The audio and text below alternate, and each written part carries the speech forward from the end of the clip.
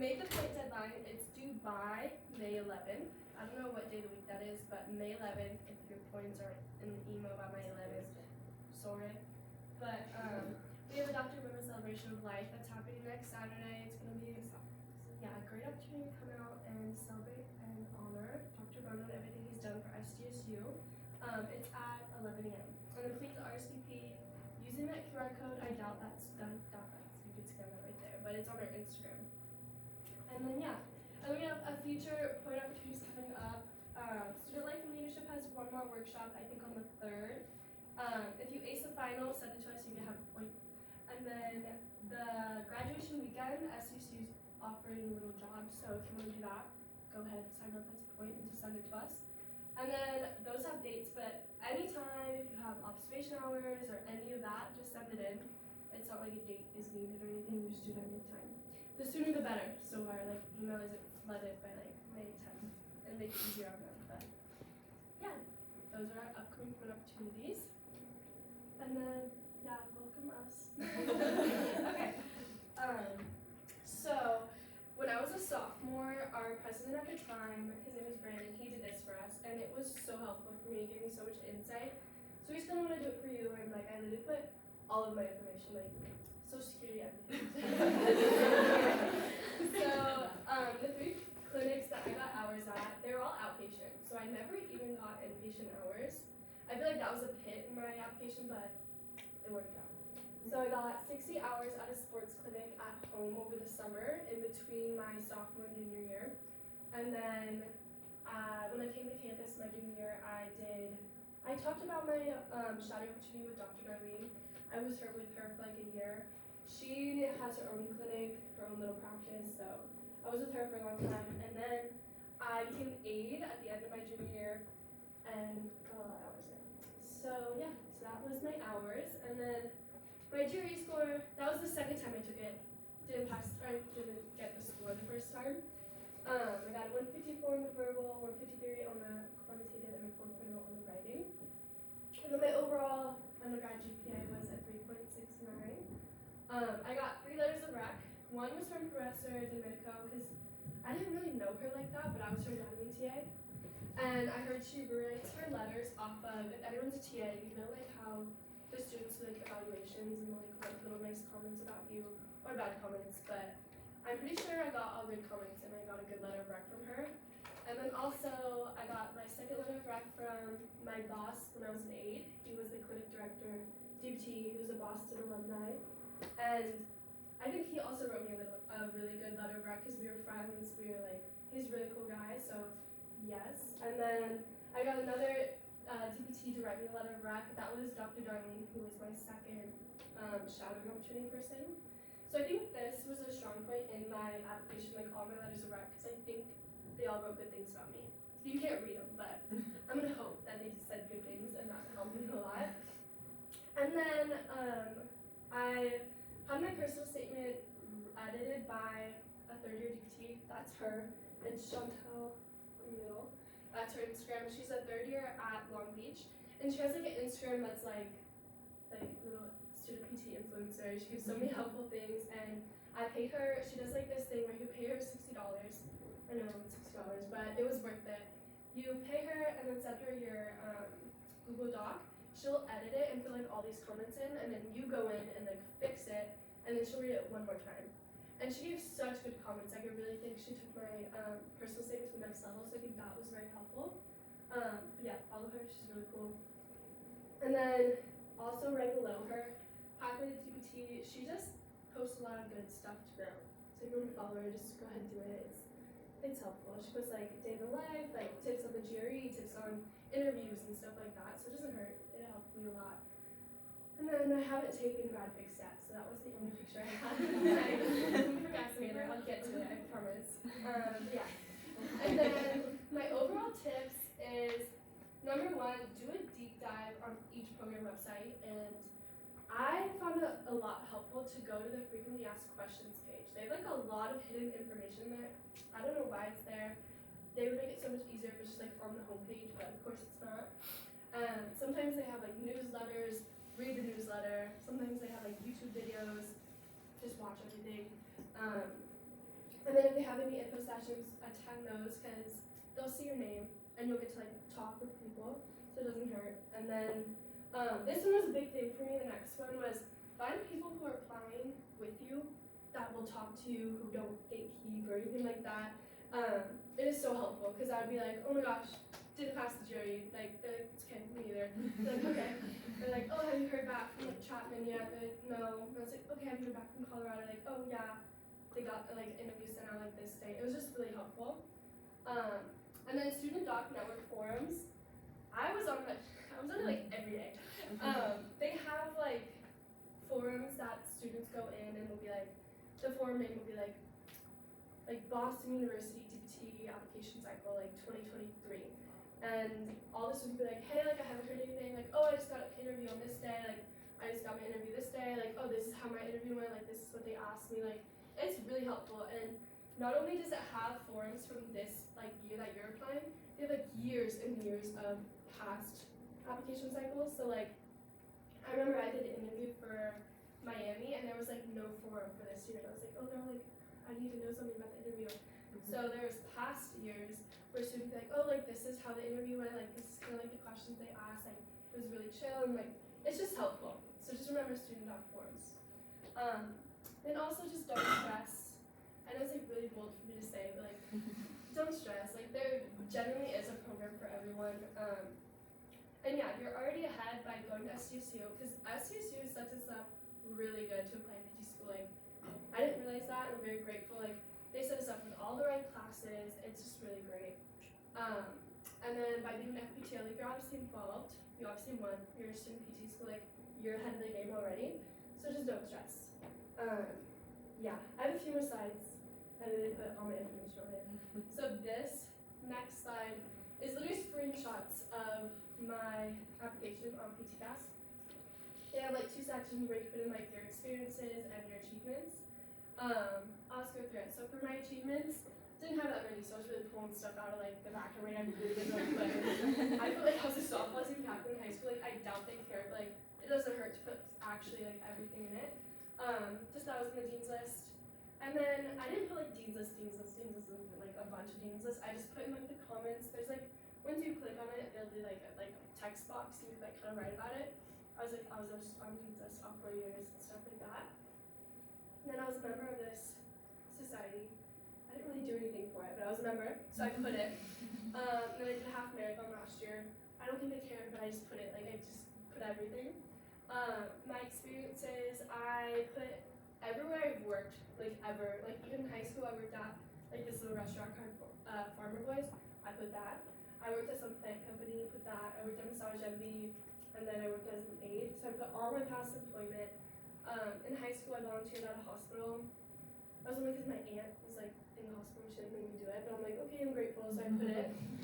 I was a member of FPTO like my freshman and sophomore year, and then I was a secretary of FPTO, and then I was also a member of the San Diego Snowboard and Ski Club. I wasn't like a huge member, but like I paid the membership fee. Like I did all that stuff. I got the code for like my icon class. Like I did all the stuff. So that was a member. I was a human anatomy TA. I was a member in Girl Games, president of this org, and yeah. And then there's another section called like I think it's called like certificate, like license or something. I don't know. Oh yeah. Yeah. So I put that I have a CPR certification. I didn't have that, but I saw that was like a thing, so I went on like Red Cross and like got it really quick. And then taken ENS 305. I think it's 305. They make you get like a random. Yeah. So just I put that. It looks cool, so I put it. Yeah. Yeah. I don't even know. It was like something about research. And then this is just kind of so I would say it's weird because the timeline is just so weird. Like I heard back from Miami in November, and then I heard back from Boston in December, and then like I didn't hear back from my top program, which is University of Washington, like March. So it's just like a long like waiting game. It's very stressful, and then the programs would be like Miami sent me the acceptance. They're like, oh, you have like 2 weeks to like say yes or no. But I'm like, it's literally November. Like I don't know any like other outcomes. So you just kind of have to commit to these programs. And then sometimes there's gonna be like a down deposit that you just have to do it. It sucks, but it is what it is. But yeah, I got interviews from Miami, Colorado, Boston, Chapman. Some of these interviews were on, it's a thing called Kira. It's like not a real interview. It's like you go onto this like portal and it's like they record themselves asking you questions, like a video, and like the screen will like turn on and it'll start recording and you just have to answer the question. It's very weird. I hated it. And actually like spiraled. After the Boston was the Kira and I took it and like one of the questions was so weird. And I think I went on like a rant about like the discrepancies in healthcare and I was like, oh my god, I'm never gonna get it. But I got it, so it's okay. So even if your interviews, if you think they don't go good, it's fine. You're gonna do good. But just like the interviews were so different for each program. For Miami, it was like a 4-hour thing. Like it was like you met with the students, like had like a private Zoom with students, and then they did like a faculty tour, and then like you got to meet with the faculty. Yeah, I said that wrong, but yeah, it was just all different. And then like some didn't even have interviews, but yeah. Yeah, going to University of Washington, and then that's it. Woo.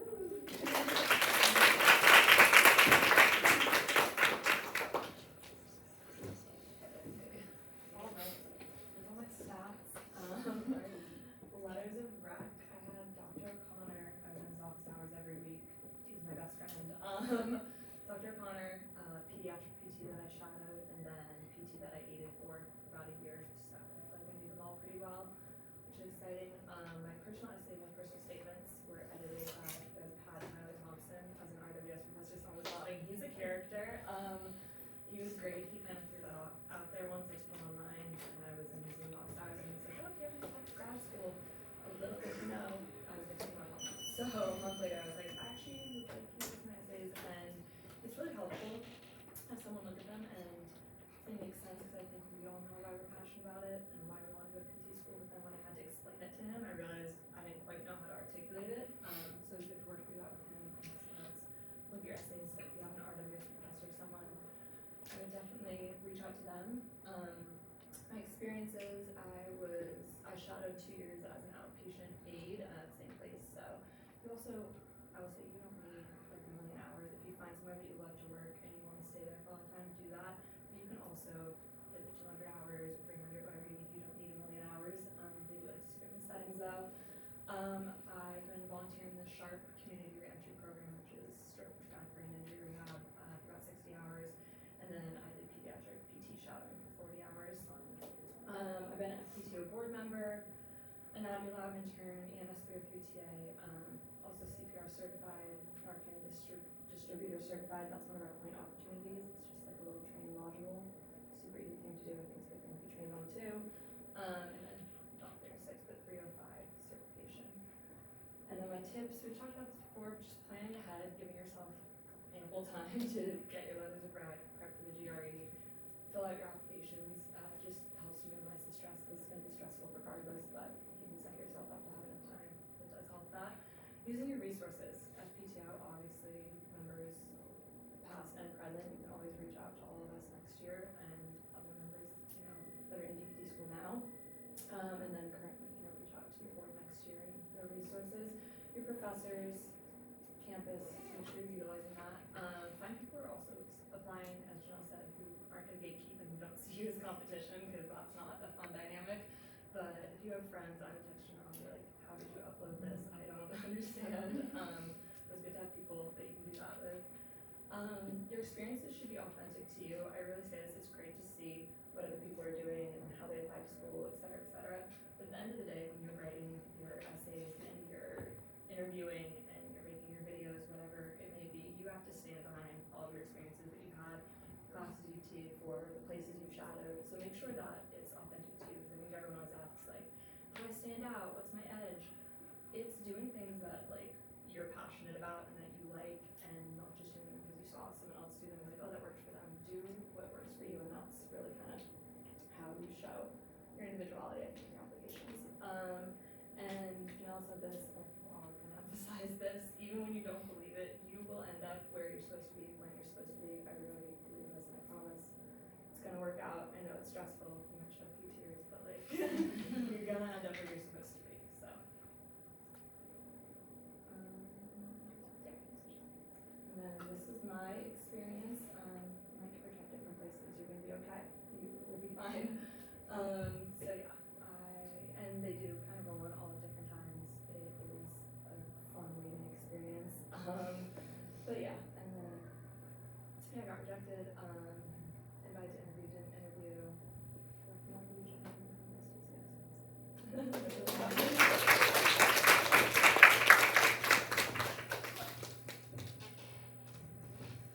Hey guys, I'm Anna.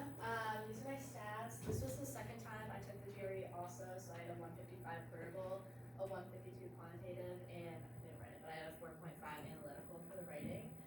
My overall GPA is a 3.72 right now.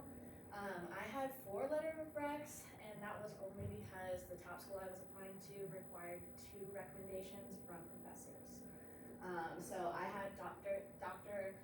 Lebsack, which is a ENS 303 and 265 professor, write one of mine.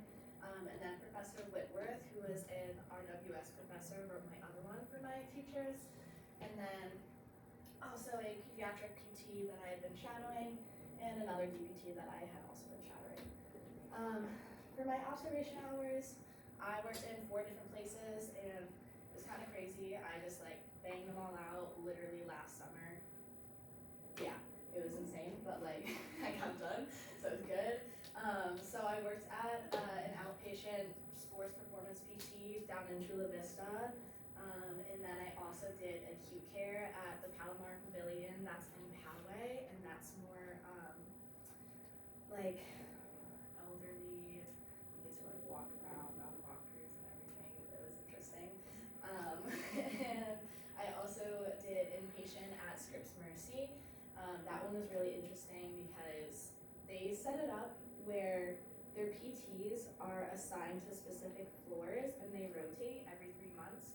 So I worked there for about 6 months, so I got to do 2 full rotations with them. So I got to see the trauma floor, ICU, oncology, lots of cool things. And then I've also been working with surf and turf, probably something I'm not supposed to put down, but I've been there for about 1.5 years, and that's super fun, and it gives you an excuse to go to the beach every weekend. So highly recommend that one.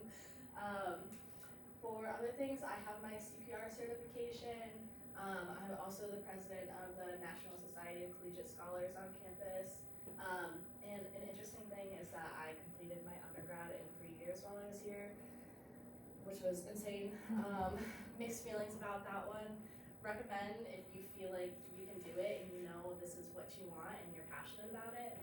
Don't recommend if you want to experience your college years. So some tips I have for you guys is start anything and everything as early as you can. I know for myself, before I even went on PTCast, I created an Excel spreadsheet and sat down for a day and just researched every single DPT program there was, and then I had columns for what area they were in, the average price of living in that area, the average GPA and GRE scores from admitted students to them, and interesting things that I liked about their program, anything you name it, I had it on my Excel spreadsheet. So then from that I was able to narrow it down like which schools I really thought I could be interested and wanted to apply to. Again, yeah, so do your research on your classes and professors at the schools you're interested in, because some of them I really thought I was gonna like based on the location and what they had to offer, and then I looked at like the curriculum that I would be taking and I was like, this isn't really something that I'm interested in.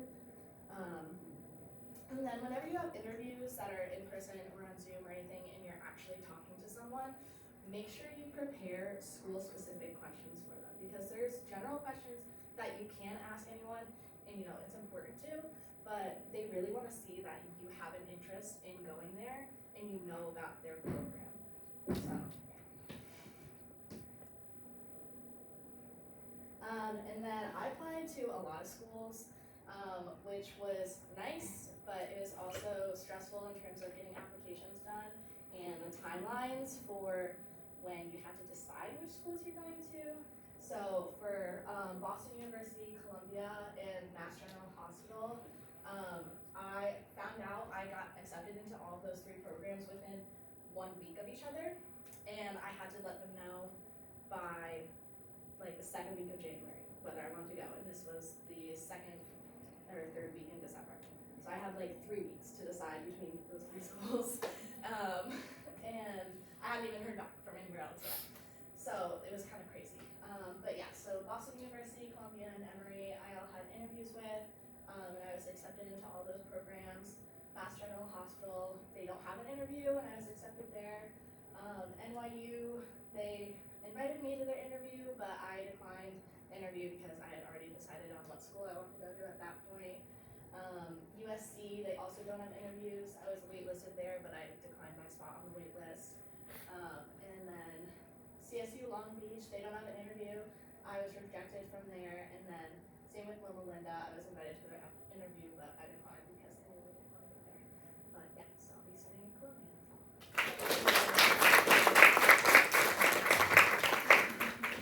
Oh, look, it's me. Hi everybody, my name is Brigitte. I'm a little different from everybody in terms of I'm older and I'm a transfer student. So I started at Mesa. I was there for 3 years before I transferred in fall, technically summer 2021. So I had 2 weeks of crossover where I was attending both schools, so that was fun. My life experience or experience column, I probably couldn't even fit on one slide. I've kind of done it all, and so I just gave a little snippet of stuff I've done. I pursued modern dance out of high school, so kind of lived around in San Francisco and New York doing that. And of course, you gotta make money, so I worked in a restaurant.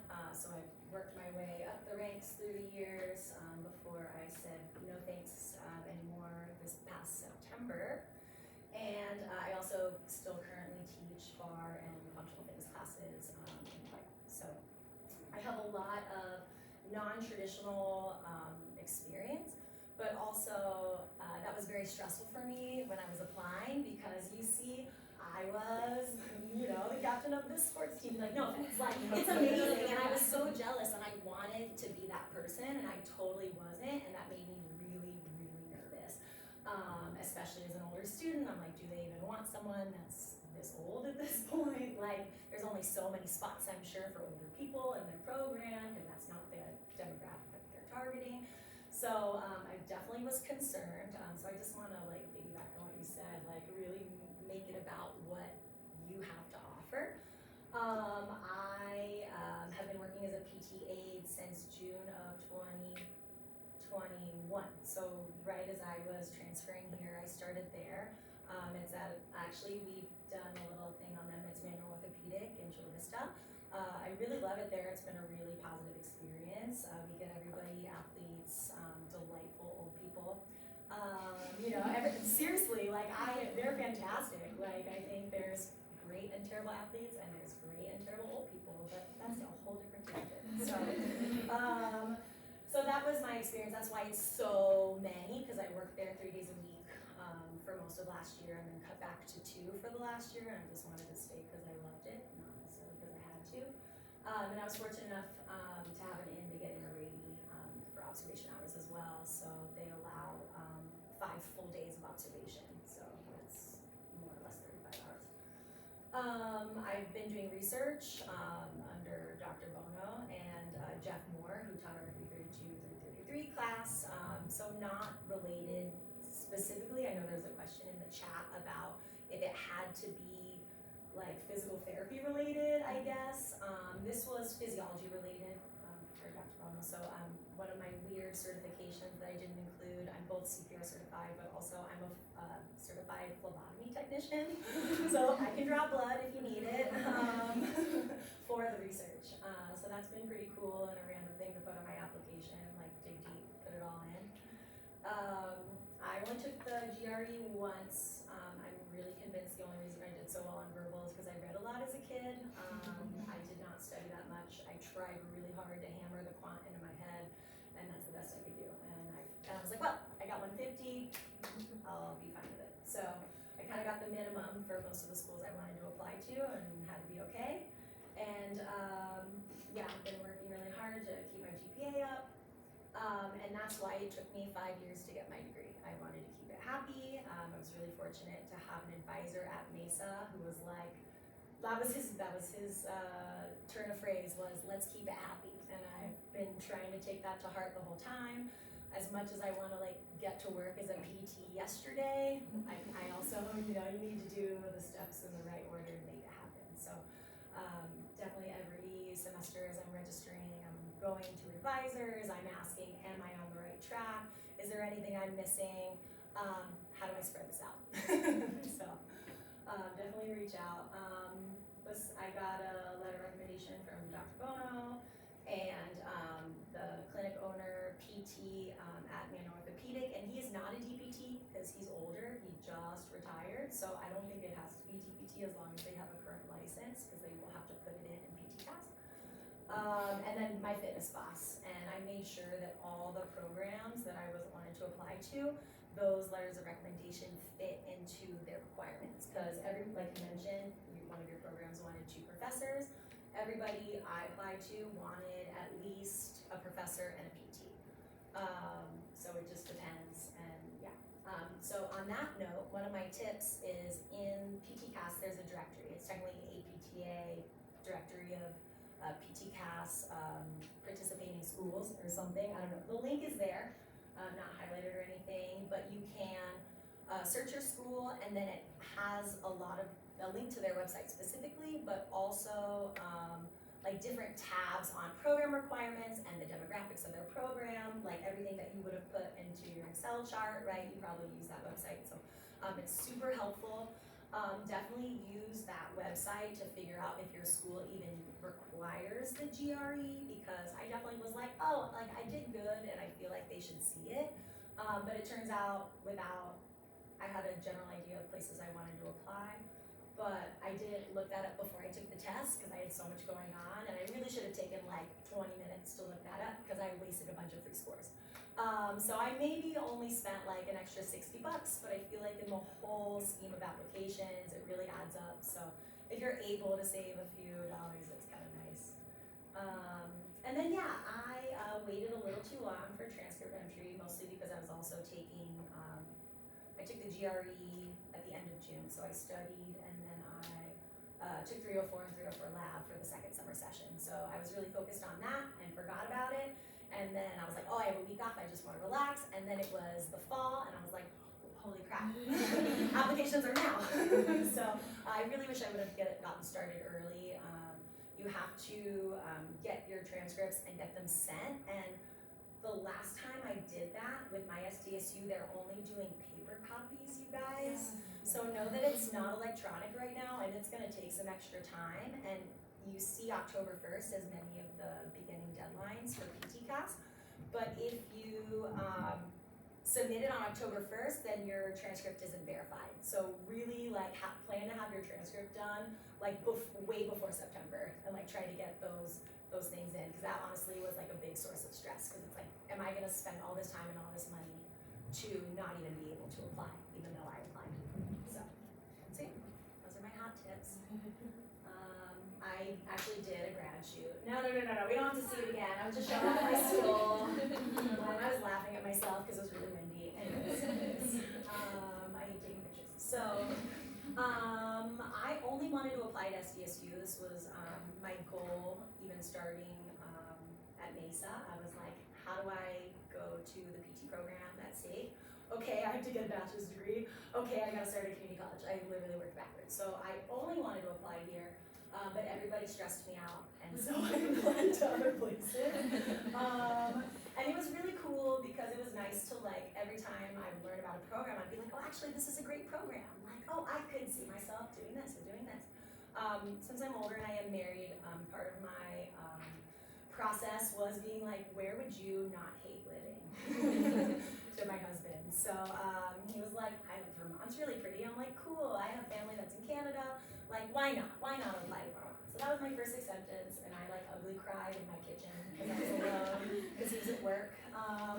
So it was really nice to like finally like be validated in all of my effort. And So yeah, slowly heard from one at a time. In the end, my second choice was Northern Arizona because Flagstaff seems cool, and they have a nice neuro focus, which I thought was awesome. And I gave them a deposit, which I was sad to say goodbye to, but at the end of the day, like staying here and staying in the community that I've already built up is, I think, going to help me with my the next 3 years. That was more important than like necessarily the focus of the program for me, because I feel like even if like I decide to not, I mean, state is pretty orthopedic heavy, and even if I want to do something else, I can go figure that out after. You know, like you're still a PT, you can move into those things. So yeah, that was me, and now stay here.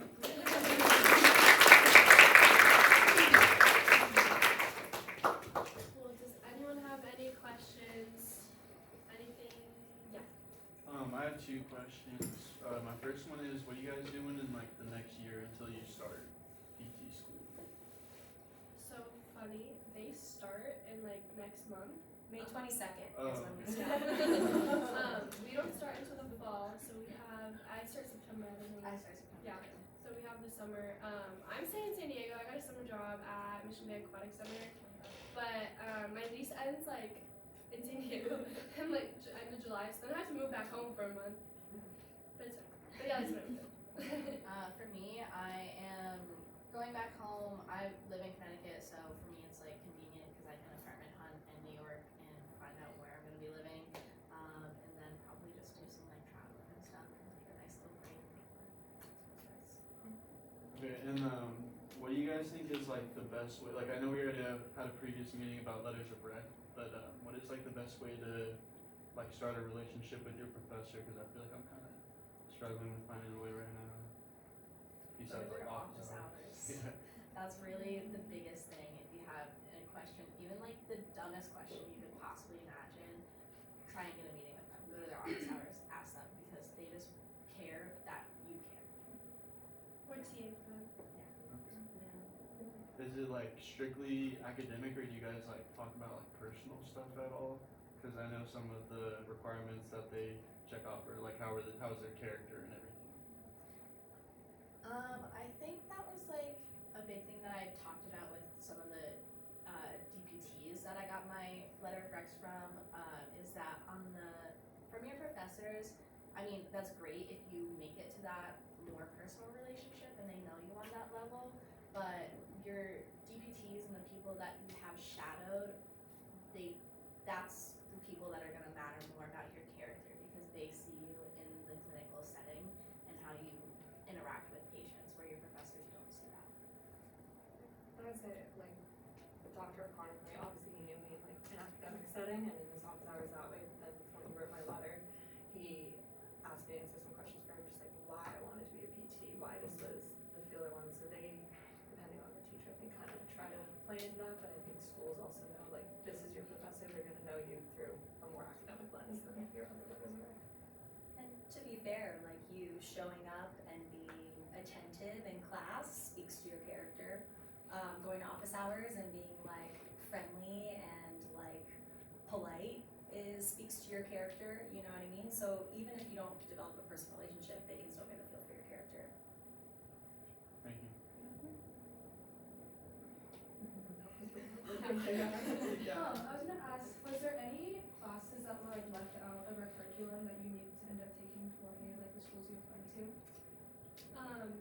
Not for me, but it did, like medical terminology, if you're planning to apply to St. Augustine, that's when you have to take. They don't even offer that here, so you had to go to like a community college. But not really. Like that's what I said, that's what I meant when I was like, SDSU set us up really good. I've seen childhood development. Yeah. ones, Yeah. I don't know that it's a requirement, or none of the ones I looked at was a requirement, but it could be. I think Loma Linda, it was really Oh yeah. Mm. Yeah, but nothing like, it, maybe like one class, but not like school, but nothing crazy. And if those are like your dream programs, you can obviously find ways to take that from online or different colleges. I just wanted to make sure that it wasn't anything like big. No, Yeah, no, you're you're good, good. yeah.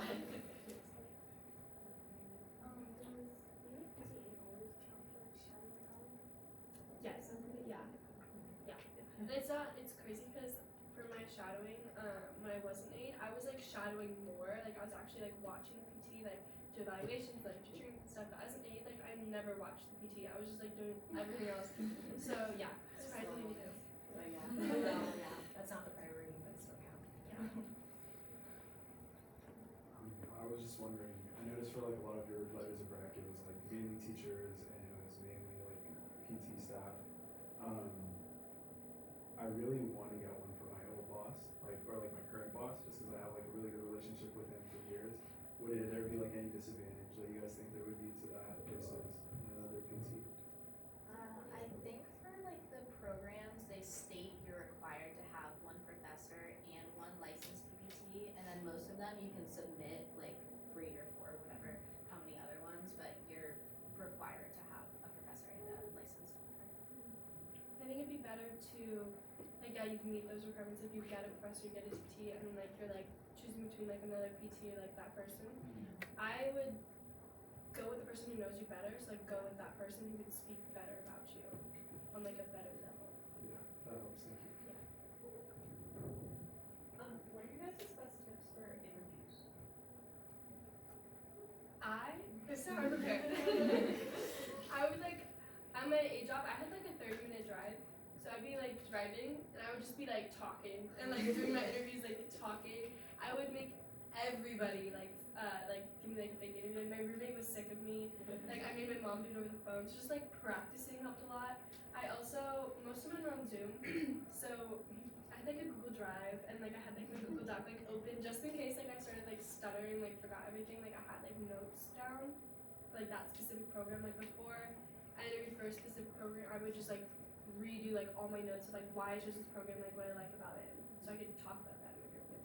That's what I did. For me, it was really interesting because my interviews were all so different. Like I know Boston, well, it was like through the core thing online, but Boston and Emory, they asked very specific health-related questions on like how you would act like in the field or in certain circumstances, how you feel about certain things. So you really just have to know like why you want to be a PT, certain things about working in the healthcare field and how you approach certain situations, and just kind of have those in the back of your head. Like my interview for Columbia was in person and it was not like that at all. I was most stressed about that one because that was my top choice. And I walked into that interview and she was like, I have certain things written down about your application. I don't even want to know like why you want to be a PT because we saw that in your letter, and I just want to know like what's interesting about you as a person and like why you think you could fit into this program and like what we have, and nothing related to being a PT or healthcare or anything. So it really depends on the school, but just have certain things in your head like about anything because they could ask you literally to anything. I had to do one of those career assessments, and it was, I felt the same thing. One of them, I was like, I don't even know what I said, and at the end, I was like, is there anything you'd like to add? I was like, nope. And yes, I'd really like to go here, but in terms of prep, it was always just like, look up the school, dive deeper than just the first page, and figure out a question that I'm sure they've been asked at some point, but like, even if you almost kind of know the answer, if you dig far enough in, you can probably find a question that would actually be really interesting to you that they don't have answered anywhere.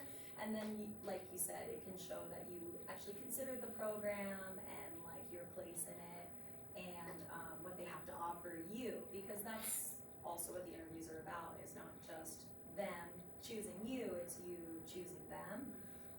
Honestly, I wasn't super excited about Colorado, but my husband really wanted, we moved from there, so he would have been willing to move back, and so I really just did it for him. I did not want to do that interview at all over Zoom. And actually, when I came out of the interviews, I was like, oh, is this a contender now? Because it was such a thoughtful interview process. Did we all go through that? I didn't know. Okay. It was blinded, so they had no idea what your application was. They just knew your name and preferred pronouns. And there was an interviewer 1, interviewer 2 set of questions, and they were like sort of PT related, but not really, and it was like a really lovely conversation. And one of my second interviewer had been teaching there for a long time, his Zoom room actually had his name on it, so I got to like look up his CV really quick before we met. And so I was like, hey, I see you have all these specialty certifications after you got out of PT school. Tell me about them. Like I don't know anybody who actually has these, like OCS and CSCS and stuff. I was like, tell me about them. Like I really want to know. And so like we spent like 7 minutes talking about that. So I think just showing a little bit that you care and having a point of view, whatever that is important. I did the same thing with Colorado. Like, I don't know where, it was on their website or something, like, it had a list of all the interview people that are interviewing. And, like, as soon as I got in the Zoom room, like, I looked at it and I, like, Googled them really quick. To ask them, like, a random question. I think that was helpful. And then also, I found that a lot of the programs ask, like, situational questions, like, oh, what would you do, like, in this situation with, like, a patient or with, like, a coworker or something like that. So I always had, like, a couple examples just, like, stored in the back of my head just in case, like, where I had to deal with, like, conflict or something. So I think that helped me too.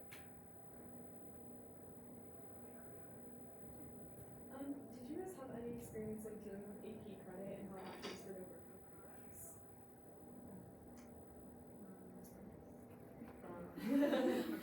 Yeah, I think,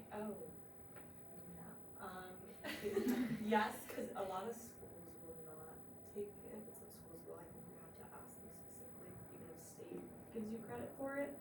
I think I was thinking I had like a college course I took in high school, like some of that counted for my psych when they took that, but yeah, AP credit I think is kind of individual to the program. There's a spot in PT Pass, like, during all that transcript entry stuff. After you, like, submit it, it, like, goes to and, like, asks you questions like, do you study abroad? Like, do you have any AP credits? And then I think if you click yes, then they'll have you do stuff. But if you click no. Yeah. I don't think I used it. My friend had AP stats and she really wanted to use that for her AP credit, and they were telling her you can't use that, so she just used the one that she 306, 305. Yeah, they can count that from state, so it worked out. Yeah. Yeah. Yeah. So you have to like study abroad for this program here, right? Did you guys do it like over the summer or like during the semester and also like Oh, No, actually studied abroad. Yeah. I studied abroad in Barcelona my last summer, so between my junior and senior year. It was like a nutritional class through SCSU, so like I went with like a group of students from SCSU. It was ran by like a teacher or a professor from SCSU. She's retired, but like she's a professor. And it was just like one class for like a month. It was like 5 weeks. I loved it. Like I'll talk about it forever. Like it's half my personality, but none of the, I don't think any of the schools that I applied to required it. I don't know if the state requires it. But yeah, with COVID, I feel like there's exceptions. Yeah, I took a class. Yeah. Class, So yeah. I'm sure they accept the classes. Yeah. But I totally recommend Barcelona. I'll talk about it with my mother.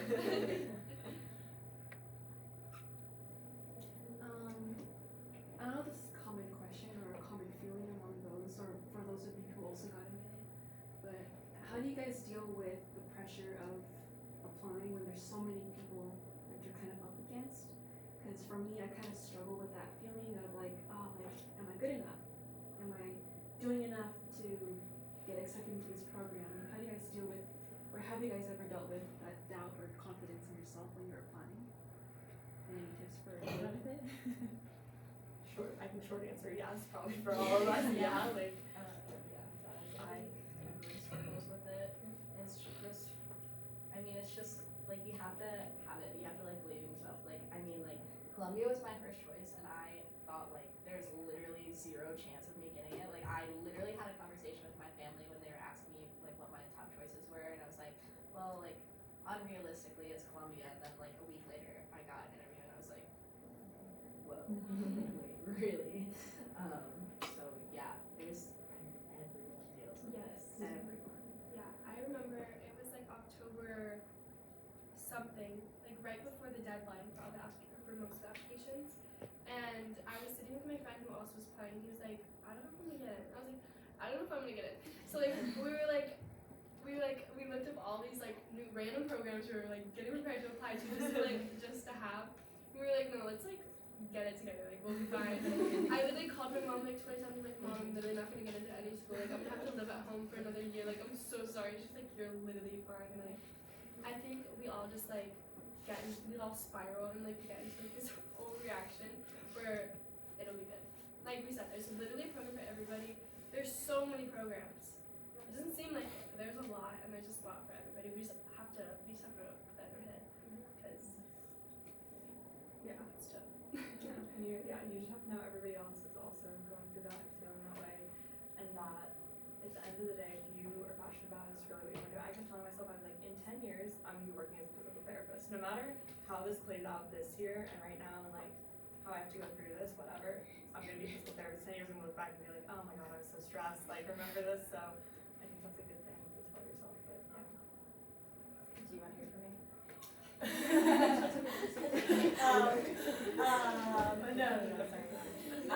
You know, somebody at work told me, like, one of the clinic directors at a different location was like, you're literally the hardest part right now. Like, this is the most annoying, hardest part. Like, obviously school's hard, and like, I'm sure I'm gonna cry 1,000 more times during school, but like, it's things we can do. Like, we know how to study, it's just gonna be more. Like, this is a unique experience that we're really not gonna do again. You do it one time and then it's done. So, like, this is the hard, weird part. Like, you feel like you're completely incapable and stupid, and you do it anyways, you know? Like, you just do it anyways and hope for the best. And yeah, every time I got an acceptance, my husband's like, remind me how you weren't gonna get anywhere again. I'm like, you suck. Yes. Like, there's a lot of crying. I can cry.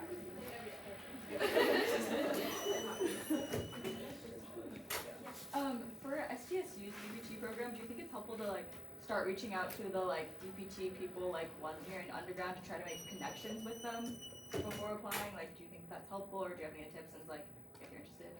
Grad panel. Grad panel. Like, seriously, grad panel. It's awesome. You can go, you can say hi, you can shake a hand, you can ask for an appointment. Like, You could schedule a tour, or no, you sit in a class. You sit in a class. okay. Yeah, if you